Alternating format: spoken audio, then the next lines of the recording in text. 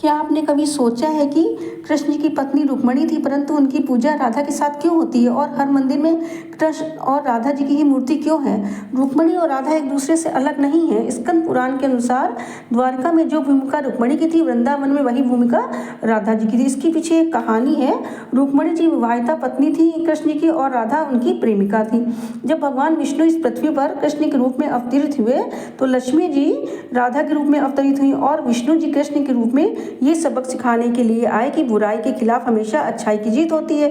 तो वही लक्ष्मी जी राधा के रूप में स्नेह, भक्ति, सहानुभूति और प्रेम को सिखाने के लिए अवतरित हुई। राधा और कृष्ण के प्रति भक्ति और निस्वार्थ प्रेम के कारण उनकी एक साथ पूजा की जाती है। राधा और कृष्ण का अलग अलग लोगों से विवाह होने के बाद भी उनका प्रेम एक दूसरे के प्रति कम नहीं हुआ। रुक्मिणी जी जो थी वो कृष्ण जी को मन ही मन बहुत चाहती थी, परंतु उनका भाई उनका विवाह किसी राजा से कराना चाहता था। तो रुक्मिणी बहुत दुखी हुई और उन्होंने कृष्ण जी को पत्र लिखा कि उनका अपहरण कर ले, नहीं तो उनका भाई उनका विवाह कहीं और कर देगा। तो कृष्ण जी को उनके पर दया आ गई और उनकी बात का मान रखने के लिए उन्होंने उनका अपहरण कर लिया और उनसे विवाह कर लिया। परंतु वो राधा जी को कभी भुला नहीं पाए और जब राधा जी को इस बात का पता चला तो वो बहुत दुखी हुई।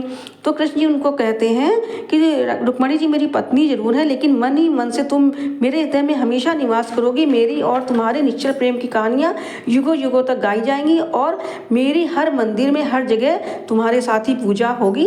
अगर इस तरह की कहानी आपको पसंद आए तो मेरे चैनल को अवश्य सब्सक्राइब करें।